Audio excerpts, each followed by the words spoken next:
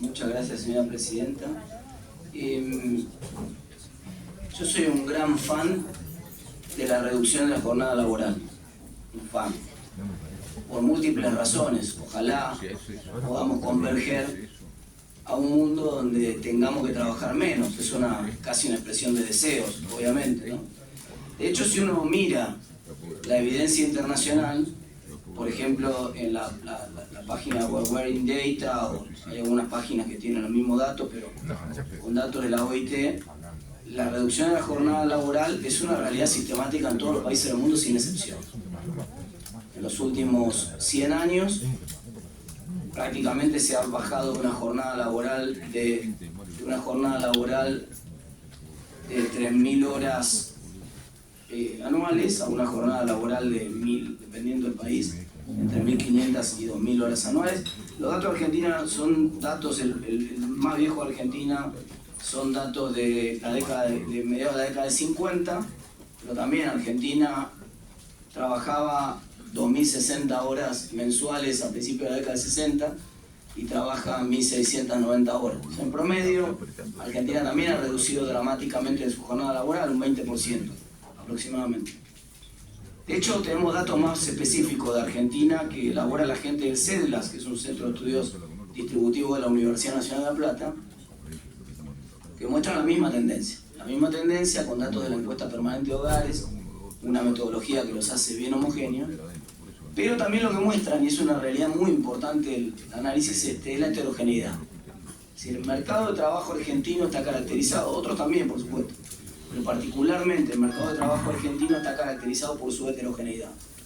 Para empezar, hay heterogeneidad entre los sectores. Por ejemplo, tenemos un 40% de los trabajadores en la informalidad que no se van a ver afectados por esta normativa, que trabajan horario de trabajo que nadie regula ni controla. Es decir, entonces tenemos un problema que tenemos una limitación. Y la chance de ser trabajador formal o trabajador informal está impactada además por las reglas que salen del Congreso. Es decir, nosotros no es que somos neutrales respecto al nivel de formalidad o informalidad de la economía, sino que el conjunto de regulaciones tiene un impacto, puede ser positivo o negativo y es debatible dependiendo del conjunto de regulaciones, pero nadie dice que es nulo, no existe esa heterogeneidad.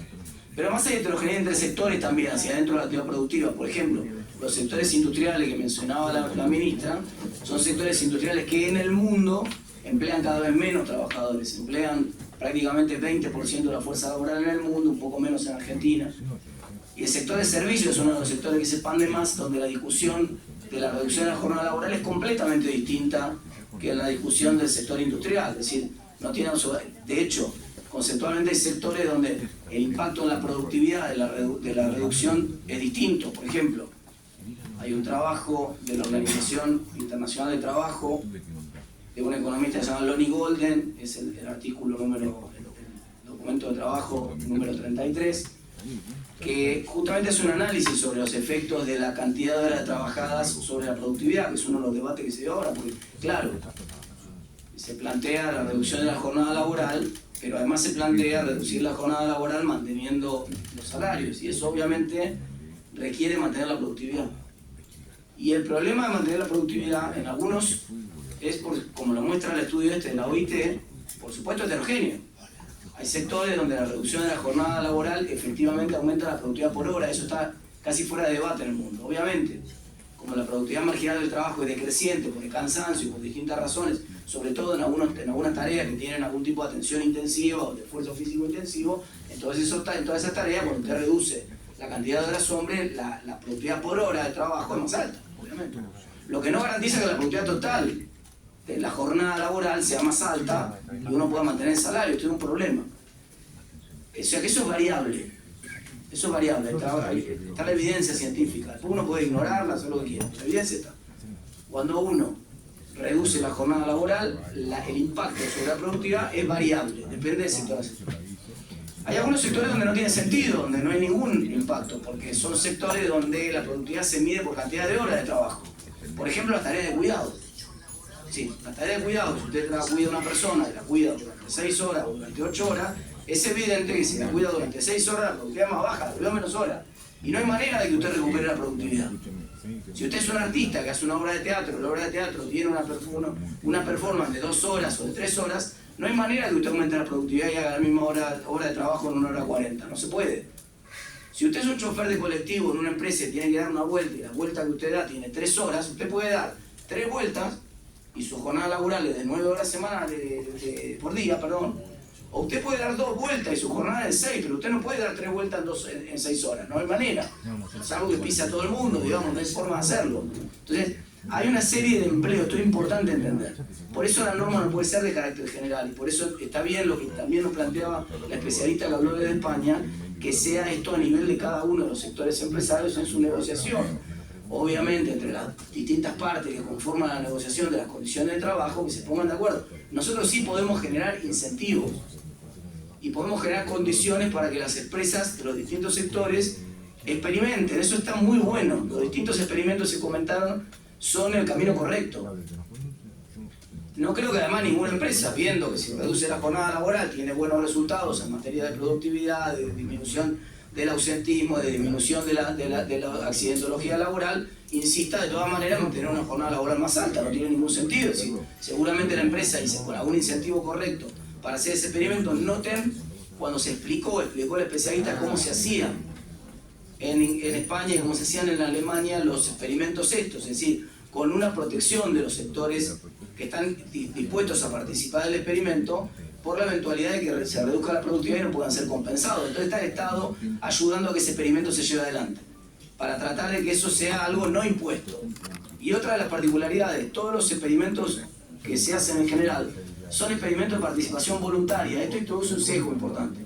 Hay un sesgo importante en los resultados, sobre todo cuando se analiza desde el punto de vista científico los resultados de los experimentos.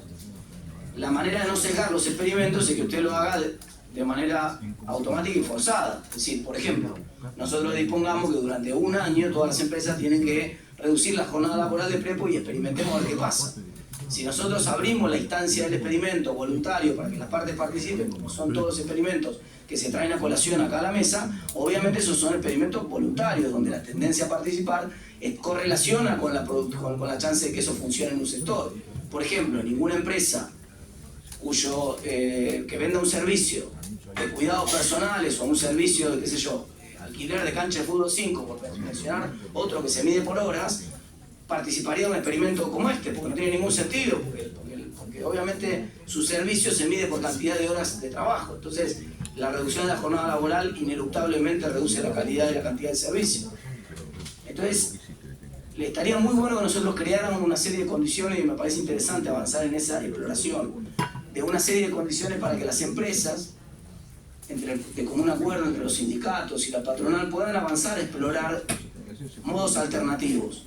De hecho, los modos alternativos, como bien se dijo acá, pueden incluir una reducción de la jornada laboral diaria, como se planteó en algunos proyectos, pero también podrían incluir un aumento de la jornada laboral diaria en otro tipo de industrias, donde los trabajadores pudieran preferir, en vez de trabajar las 40 horas que están proponiendo algunos proyectos en 5 días semanales, trabajarlas de 8 horas, trabajarlas en 4 días de 10 horas. Eso sería perfectamente posible para algunas empresas que podrían preferir hacerlo así. Y está bien que sea así, si es de común acuerdo entre las partes, me parece perfecto. El otro gran punto sobre el cual quiero hacer un problema o un punto sobre la heterogeneidad del mercado laboral de la Argentina, que es demasiado significativa como para ignorarla, tiene que ver con la discusión de la reasignación de las horas de trabajo. La reasignación de las horas de trabajo presupone homogeneidad del mercado de trabajo. El mercado de trabajo no es homogéneo. No es homogéneo entre sectores de la actividad y no es ciertamente homogéneo entre trabajadores formales e informales, mucho menos lo es entre los trabajadores que están trabajando y los desocupados.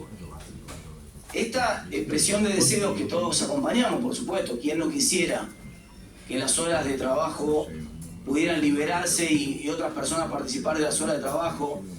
Digamos, si usted tiene un médico que está trabajando en un hospital 40 horas semanales y usted le libera 10 horas semanales, no va a usted poder ocupar esas 10 horas semanales con un plomero, con una persona que dejó una ocupación de otro tipo, que está desocupado, porque en general los trabajadores desocupados e informales de la Argentina son heterogéneos de menor calidad en términos de la capacidad de la educación que tienen, del nivel educativo que tienen. Tienen en general la mayoría no secundaria completa, ciertamente no capacidad técnica universitaria, ciertamente además diferencias de género y diferencias etarias. Por ejemplo, el desempleo se concentra muy fuertemente en género, en términos de mujeres, el grupo etario 18-25.